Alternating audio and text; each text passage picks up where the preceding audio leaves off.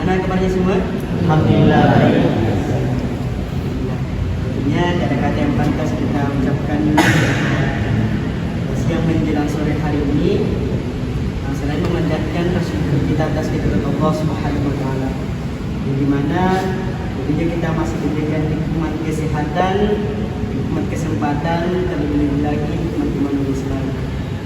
Dan kemudian selalu kita selawat mana kita senantiasa kirimkan kepada baginda Nabi Allah Nabi Muhammad sallallahu alaihi wasallam. Baik, kita panggil saya teman-teman. Baik teman-teman sekalian, adapun maksud kedatangan kami di pondok teman-teman sekalian sedikit menjelaskan sepengetahuan kami yang kami terima di mata kuliah. Ini juga merupakan salah satu tugas yang meluangkan waktunya 24 jam untuk membaca Al-Quran, mengamalkan ibadahnya. Dan kemarin sempat tidak kepikiran untuk masuk di jenjang mahasiswa.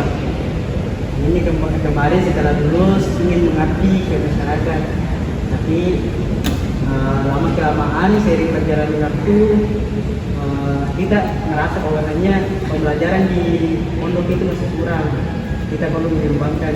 Kita tidak mau stagnan di ilmu yang kita dapatkan, tapi kita ingin makin memperdalam, makin memperbaiki ilmu tersebut yang kita pelajari. Nah, tentunya ilmu yang kami ambil di mata kuliah ini, tentunya kita pada sore hari ini kita akan belajar mengenai tentang materi yang ada di pendidikan agama Islam. Berupa materinya. Nah, sebelum itu ada yang di sini yang jadi itulah sebelum masuk di pondok pernah belajar pastinya di jenjang SD. Ya. Nah, oke, di sini saya akan menjelaskan sedikit dan sembari saya akan alihkan nanti ke saudara untuk menjelaskan sebelumnya apa sih itu pembelajaran akidah halal. Yang baik. Dan tentunya teman-teman sekalian, apabila kita berbicara tentang akidah dan akhlak, yang dimana tentunya dalam suatu pembelajaran ini merupakan salah satu pembelajaran yang dimana tentunya kita sebagai siswa yang notabene latar belakang kita pendidikan agama Islam, tentunya kita dituntut untuk bagaimana kita meyakini bahwasanya ada beberapa kewajiban-kewajiban yang kita yang di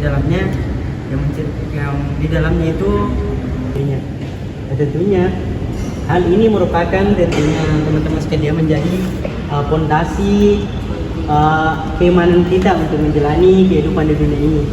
Nah, tidak semerta-merta kita belajar soal bagaimana memperdalam Al-Quran, bagaimana mengamalkan Al-Quran, tetapi ada perlu komponen-komponen untuk melengkapi hal tersebut.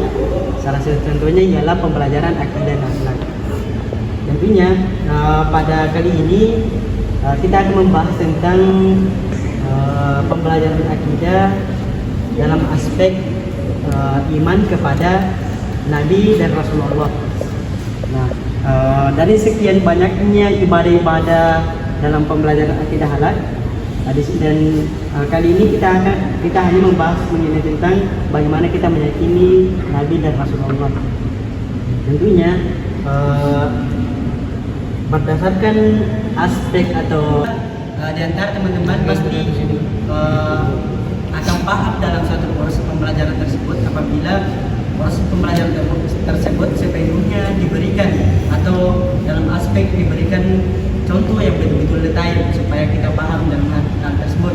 Ada juga yang hanya memahami pemaparan dari seorang guru langsungnya dapat kesimpulan dari hal tersebut begitu. Nah, sesuai penelitian yang diberikan oleh salah satu dosen itu di sini peserta didik itu berada di elemen paling D, yakni perlu adanya pemaparan atau pemahaman dari guru dan menjelaskan contoh yang detail supaya para siswa mengerti dengan pembelajaran tersebut.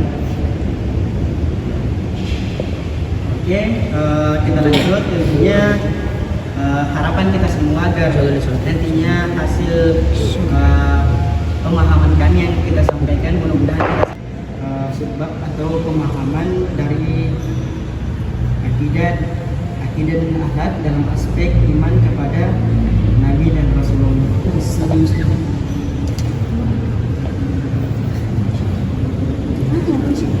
Baik, selanjutnya saya akan memaparkan tentang pembelajaran akidah dan akhlak secara umum.